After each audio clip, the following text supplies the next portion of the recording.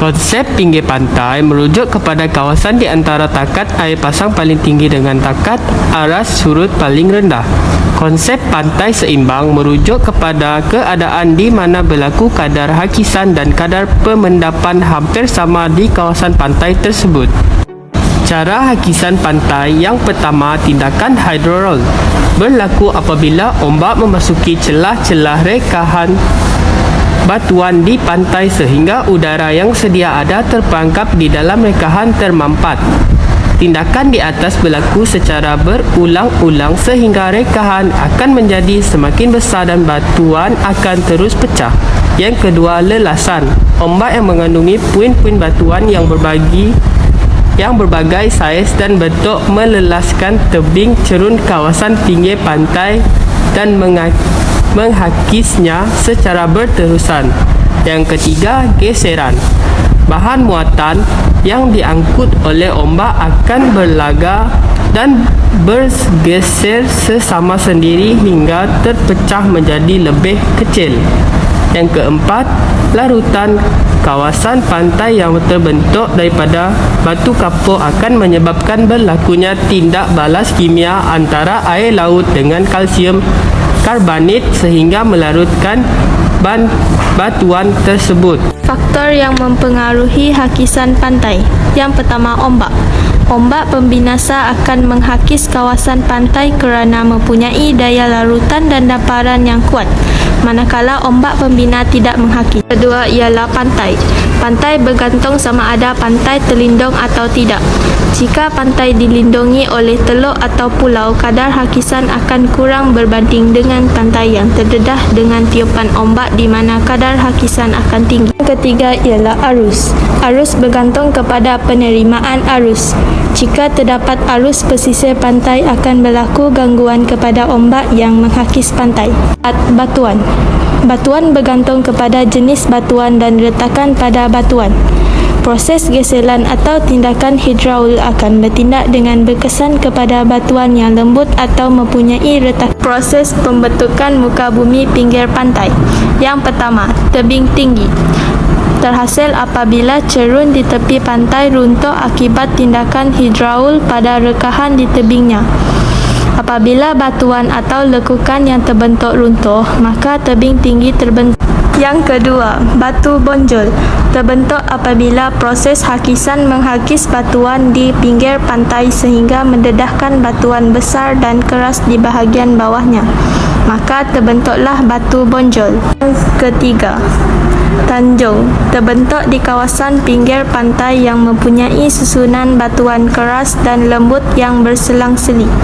Tanjung akan terbentuk di bahagian batuan keras yang tahan hakisan ombak. Yang keempat, teluk.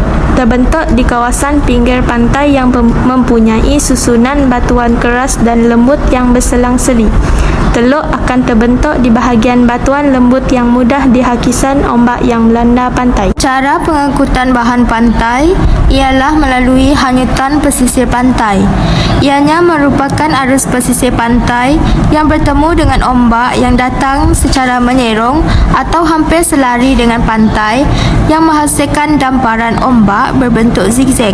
Cara yang kedua ialah melalui golekan. Bahan kasar dan berat seperti batu tongkol akan digolek sedikit demi sedikit oleh tindakan ombak kerana memerlukan saiznya lebih besar dan berat daripada kekuatan ombak yang melanda. Cara yang ketiga ialah seretan. Bahan muatan seperti batu pasir dan kelikir akan diseret oleh ombak semasa melanda pantai. Bergantung pada saiz bahan, jika lebih kecil, lebih mudah untuk diseret ombak di sepanjang pinggir pantai. Faktor yang mempengaruhi proses pengangkutan bahan di pinggir pantai ialah melalui tenaga. Tenaga ombak yang kuat akan menggalakkan proses pengangkutan berbanding tenaga ombak yang lemah akan melambatkan proses pengangkutan. Faktor yang kedua ialah arus. Arus pesisir pantai yang kuat akan menggalakkan proses pengangkutan bahan berbanding dengan arus pesisir yang lemah. Faktor yang ketiga, pasang surut. Pantai yang terdedah dengan pengaruh pasang surut akan menggalakkan proses pengangkutan berbanding kawasan yang tiada arus pasang surut. Faktor yang keempat ialah cerun.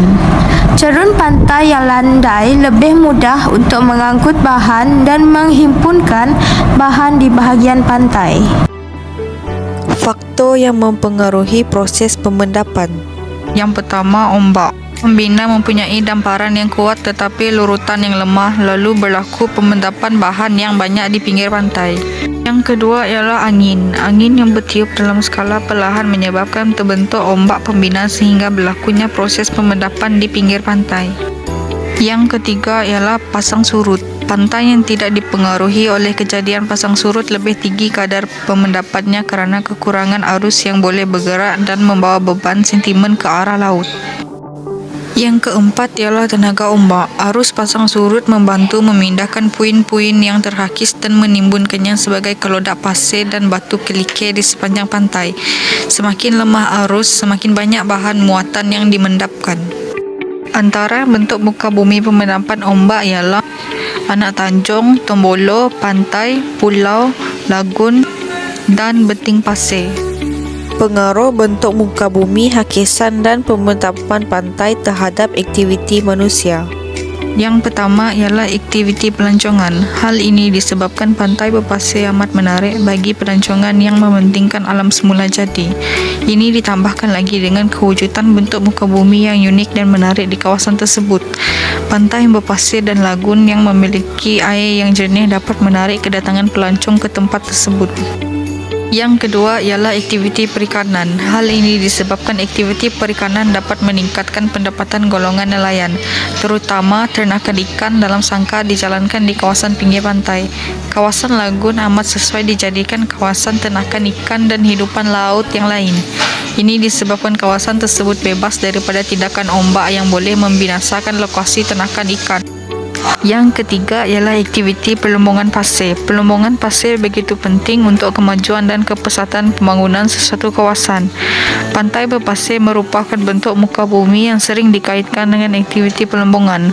Pasir merupakan salah satu komposisi dalam membuat konkrit bagi bahan binaan bangunan. Oleh itu, dengan adanya pasir di Lombong akan mendatangkan pulangan yang lumayan kepada ini.